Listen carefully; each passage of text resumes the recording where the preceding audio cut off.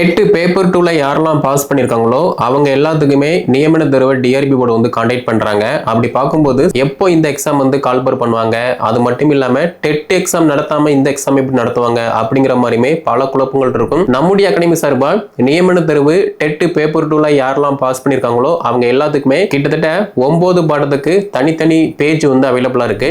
வரலாறு பாடம் பத்தி பார்க்க போறோம்.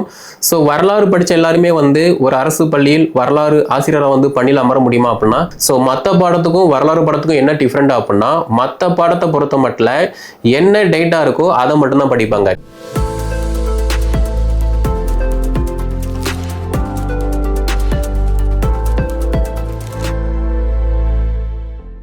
டெட் பேப்பர் 2ல யாரெல்லாம் பாஸ் பண்ணியிருக்காங்களோ அவங்க எல்லாத்துக்குமே நியமன தேர்வை டிஆர்பி போர்டு வந்து கான்டாக்ட் பண்றாங்க. அப்படி பார்க்கும்போது செப்டம்பர் மாதம் அதுக்கான அறிவிப்பை டிஆர்பி போர்டு வந்து பப்ளிஷ் பண்ணியிருக்கணும். பட் ஸ்டில் இப்போ வரைக்குமே எந்த விதமான அப்டேட்டுமே இல்லை.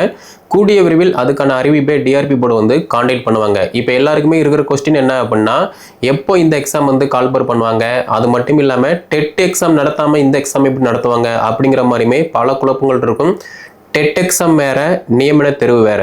டெட் எக்ஸாமை பொறுத்த மட்டும் ஆசிரியர் தகுதி தேர்வு தாள் 1, அதாவது பேப்பர் 1 பேப்பர் 2, அதில் 12th முடிச்சவங்க டிடெட் முடிச்சவங்க, அதாவது 12th + டிடெட் முடிச்சவங்க பேப்பர் 1 வந்து அட்டெம்ப்ட் கொடுப்பாங்க. யூஜி + பிஎட் முடிச்சவங்க பேப்பர் 2 வந்து அட்டெம்ப்ட் கொடுப்பாங்க. ஸோ அதனுடைய எக்ஸாம் பேட்டர்ன் வந்து வேற, அதுக்கான சிலபஸ் வேற. ஓகே, அது மட்டும் இல்லாமல் நியமன தேர்வை பொறுத்த மட்டும் டெட்டில் யார் பாஸ் பண்ணியிருக்காங்களோ, ஆல்ரெடி 2013, 2017, 2024 இந்த வருடத்தில் யார் டெட் பேப்பர் 2 பாஸ் பண்ணியிருக்காங்களோ அவங்களுக்கு மட்டும்தான் நியமன தேர்வை டிஆர்பி போர்டு வந்து கான்டாக்ட் பண்ணுறாங்க. அப்படி பார்க்கும்போது டென்டேட்டிவ் ஆனுவல் பிளானரில் வந்து செப்டம்பர் மாதம் நாங்கள் அறிவிப்பை வந்து பப்ளிஷ் பண்ணுவோம் அப்படிங்கிற மாதிரி சொல்லியிருந்தாங்க. பட் செப்டம்பர் முடிஞ்சிருச்சு. பட் ஸ்டில் இப்போ வரைக்குமே எந்த அப்டேட்டுமே இல்லை. கூடிய விரைவில் அதுக்கான அறிவிப்பை டிஆர்பி போர்டு வந்து அனௌன்ஸ்மெண்ட் பண்ண போகிறாங்க. அப்படி இருக்கும்போது நீங்கள் டெட் பேப்பர் 2 பாஸ் பண்ணியிருக்கீங்க அப்படின்னா இப்போ கரண்ட் சிலபஸை பேஸ் பண்ணி ஃபோக்கஸ் பண்ணி படிக்கும்போது ஈஸியாக உங்களால் வந்து பாஸ் பண்ண முடியும். நம்முடைய அகாடமி சார்பாக நியமன தேர்வு டெட் பேப்பர் 2ல யாரெல்லாம் பாஸ் பண்ணியிருக்காங்களோ அவங்க எல்லாத்துக்குமே கிட்டத்தட்ட 9 பாடத்துக்கு தனித்தனி பேஜ் வந்து அவைலபிளாக இருக்குது. அந்த பேஜில் நீங்கள் ஜாயின் பண்ணி ப்ராக்டிஸ் பண்ணுறீங்க அப்படின்னா உங்களால் சக்ஸஸ்ஃபுல்லாக 150க்கு நல்ல மதிப்பெண்கள் எடுத்து அடுத்த வருடம் ஒரு அரசு பள்ளியில், அரசு உதவி பெறக்கூடிய பள்ளியில் ஒரு பட்டதாரி ஆசிரியராக பணியில் அமர முடியும். ஓகே, ஸோ ப்ரீவியஸ் வீடியோ தொகுப்பில் வந்து நம்ம சுவாலஜி, அதே மாதிரி ஜியாகிரபி, பாட்னி இந்த 3 பாடத்துக்கான சிலபஸ் என்ன, எப்படி இருக்கும் அப்படிங்கிற மாதிரி பார்த்துருந்தோம். ஸோ இந்த வீடியோ தொகுப்பில் வரலாறு பாடம் பற்றி பார்க்க போகிறோம். ஸோ வரலாறு படித்த எல்லாருமே வந்து ஒரு அரசு பள்ளியில் வரலாறு ஆசிரியராக வந்து பணியில் அமர முடியுமா அப்படின்னா கண்டிப்பாக கிடையாது. வரலாறு படித்தவங்க கண்டிப்பாக எல்லாமே தெரிஞ்சவங்களா இருக்கும்போதும் கரண்ட் டேட்டா வரைக்குமே என்னென்ன அப்டேட் இருக்கோ அதை நீங்கள் நல்லா அப்டேட்டாக இருக்கும்போது மட்டும்தான் ஈஸியாக வந்து பாஸ் பண்ண முடியும். அப்படி பார்க்கும்போது டெட் பேப்பர் 2 நீங்கள் ஹிஸ்ட்ரி பாடம் அப்படின்னா இப்போ நம்முடைய அகாடமி சார்பாக மகாத்மா காந்தி பேஜ் வந்து அவைலபிளாக இருக்குது. இந்த மகாத்மா காந்தி பேஜை பொறுத்த மட்டும் சிலபஸை பேஸ் பண்ணி மட்டும்தான் எல்லா டேட்டாவுமே வந்து அப்டேட்டாக கொடுப்போம். அதை நீங்கள் படிக்கிற மாதிரி இருக்கும். நாங்கள் வைக்கக்கூடிய டெஸ்ட்டை நீங்கள் ப்ராக்டிஸ் பண்ணுற மாதிரி இருக்கும். நான் ஸ்கூலில் ஒர்க் பண்ணுறேன், குரூப் 4க்கு அட்டெம்ப்ட் கொடுத்தேன், குரூப் 2க்கு அட்டெம்ப்ட் கொடுத்தேன், லாஸ்ட் இயரில் வந்து அட்டெம்ப்ட் கொடுத்தேன், நான் காலேஜில் வந்து கெஸ்ட் லெக்சராக ஒர்க் பண்ணிட்டு இருக்கேன், எனக்கு எல்லாமே தெரியும், அந்த மைண்ட் செட் இருந்தால் இந்த எக்ஸாம் வந்து பாஸ் பண்ண முடியாது.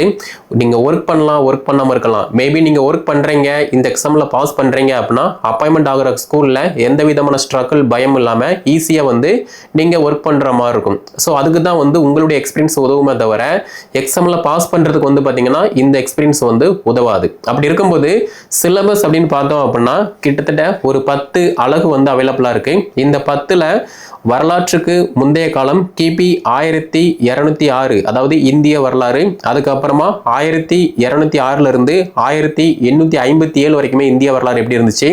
அடுத்து 1857 இருந்து 1947, ஸோ இந்தியா சுதந்திரத்திற்கு பின்னர். ஸோ இது வரைக்குமே வந்து நம்ம டீட்டெயிலாக நல்லா இன்டெப்த்தாக வந்து படிக்கிற மாதிரி இருக்கும். அதே மாதிரி அலகு 4 பொறுத்த மட்டும் சுதந்திர இந்தியாவிற்கு பின், அதாவது சுதந்திரத்துக்கு அப்புறமா நம்ம இந்தியா வரலாறு வந்து எப்படி வடிவமைக்கப்பட்டது அதனுடைய டேட்டா எல்லாமே வந்து பார்க்குற மாதிரி இருக்கு.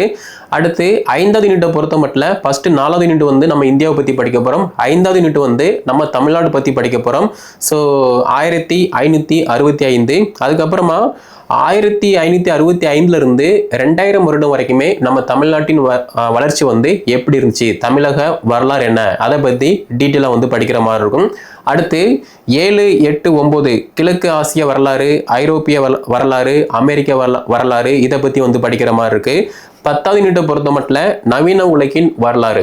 ஆக மொத்தம் இதுல என்ன டேட்டா இருக்கு அப்படின்னா, நம்ம இந்தியா ஃப்ரீடம் ஆஃப் இந்தியா இதுக்கு முன்னாடி எப்படி இருந்துச்சு, ஃப்ரீடம் ஆஃப் இந்தியா இதுக்கு அப்புறமா வந்து எப்படி இருந்துச்சு, நம்ம தமிழ்நாடு அப்ப இருந்து இப்போ வரைக்குமே என்னென்ன மேம்பட்ட வரலாறு வந்து அடங்கியிருக்கு, இது எல்லாத்தையுமே வந்து டீட்டெயிலா வந்து பார்க்குற மாதிரி இருக்கும். அதே மாதிரி இந்த கிழக்கு ஆசிய வரலாறு, ஐரோப்பிய வரலாறு, அமெரிக்க வரலாறு இது எல்லாமே ஒரு மேட்டரே கிடையாது. இப்போ ரீசெண்டா ஒவ்வொரு நாட்டுக்குமே வந்து பாத்தீங்க அப்படின்னா பல்வேறு பிரச்சனைகள் வந்து பேகிட்டு இருக்கு. அதை பத்தி வந்து பார்க்குற மாதிரி இருக்கும். சார்க் அமைப்புனா என்ன, பிரிக்ஸ் அமைப்புனா என்ன, ஸோ ஏசியன் அமைப்புனா என்ன, நேட்டோ அமைப்புனா என்ன, இதை பத்தியுமே உங்களுக்கு நல்லா தெரியுது அப்படின்னா ஈஸியா இந்த எக்ஸாம்ல நல்ல மார்க் ஸ்கோர் பண்ண முடியும். ஓகே, ஸோ மற்ற பாடத்துக்கும் வரலாறு பாடத்துக்கும் என்ன டிஃப்ரெண்ட் அப்படின்னா, மற்ற பாடத்தை பொறுத்த மட்டும் என்ன டேட்டா இருக்கோ அதை மட்டும்தான் படிப்பாங்க.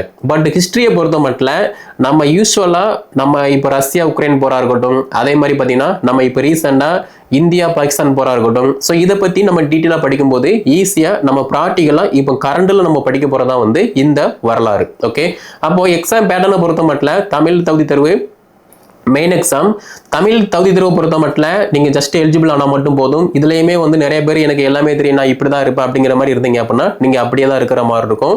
டெஸ்ட் ப்ராக்டிஸ் பண்ணும்போது மட்டும்தான் தமிழ்ல இருந்து எவ்வளவு கஷ்டமான வினாக்கள் கேட்டாலுமே உங்களால வந்து ஆன்சர் பண்ண முடியும். ஓகே, அப்போ தமிழ் தகுதி தேர்வு பொறுத்த மட்டும் 6ஆம் வகுப்புல இருந்து 12ஆம் வகுப்பு வரை உள்ள தமிழ் புக்கு +1 +2 சிறப்பு தமிழ் இதுக்கான டென்டேட்டிவ் அந்த ஷெடியூல் கொடுப்போம், அதை நீங்க படிக்கிற மாதிரி இருக்கும். ஸ்கூல் புக் வந்து நீங்க படிக்கணும். 6ஆம் வகுப்புல இருந்து 12th வரைக்குள்ள தமிழ் புக்கு +1 +2 சிறப்பு தமிழ் இதுக்கான தேர்வுகால அட்டவணையை நாங்க ப்ரொவைட் பண்ணுவோம். அந்த அட்டவணையை பார்த்து நீங்க ஸ்கூல் புக்கை படிக்கிற மாதிரி இருக்கும். டெஸ்ட் நாங்க கண்டக்ட் பண்ணுவோம்.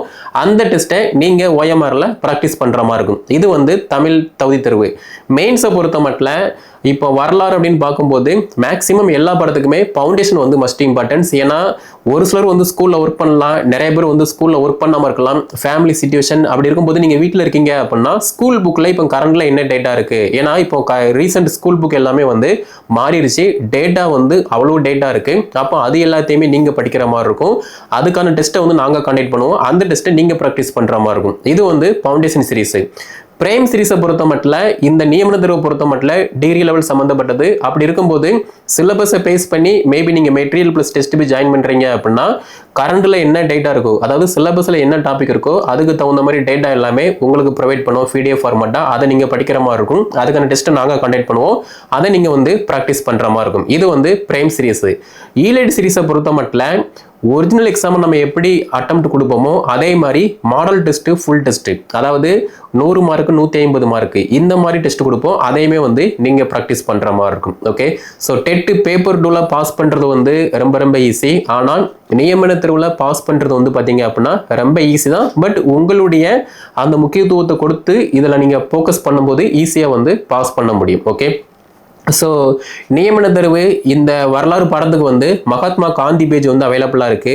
கீழே டிஸ்கிரிப்ஷனில் நான் வாட்ஸ்அப் நம்பர் கான்டாக்ட் நம்பர் கொடுத்துருக்கேன். அதை கான்டாக்ட் பண்ணி என்ன டீட்டெயில்னு கேட்டு படிக்க ஸ்டார்ட் பண்ணுங்க. நீங்கள் இப்போவே இருந்து படிக்க ஸ்டார்ட் பண்ணுறீங்க அப்படின்னா சிலபஸை கம்ப்ளீட் பண்ண முடியும், நல்லாவே படிக்க முடியும், டெஸ்ட் ப்ராக்டிஸ் பண்ண முடியும். டெட்டில் பேப்பர் 2ல பாஸ் பண்ணவங்க தான் இந்த எக்ஸாம்ல வந்து பாஸ் பண்ணுவாங்க அப்படிங்கிற மாதிரிலாம் கிடையாது. டெட் பேப்பர் 2ல பாஸ் பண்ணவங்க இந்த எக்ஸாமுக்கு அட்டெம்ப்ட் கொடுப்பாங்க. இந்த எக்ஸாம்ல யார் நல்ல மார்க் எடுக்காங்களோ அவங்கள மட்டும்தான் தமிழ்நாடு அரசு ஒரு அரசு பள்ளியில், அரசு உதவி புரியக்கூடிய பள்ளியில் வரலாறு ஆசிரியராக வந்து பணியில் அமர்த்துவாங்க. ஓகே, அப்படி பார்க்கும்போது சிலபஸை பேஸ் பண்ணி தான் நம்ம வந்து கைடன்ஸ் கொடுத்துட்டு இருக்கோம். இப்போ அட்மிஷன் வந்து போய்கிட்டு இருக்கு. வேற ஏதாவது டவுட் அப்படின்னா கீழே கமெண்ட்ல வந்து லீவ் பண்ணுங்க. இந்த வீடியோ தொகுப்பை டெட் பேப்பர் 2 ஹிஸ்டரி பாடம் அப்படின்னா அவங்களுக்கு இதை ஷேர் பண்ணுங்க, அவங்களும் வந்து படித்து பயன்படுத்தும். மேலும் தகவல் பெற சப்ஸ்கிரைப் பண்ணுங்க.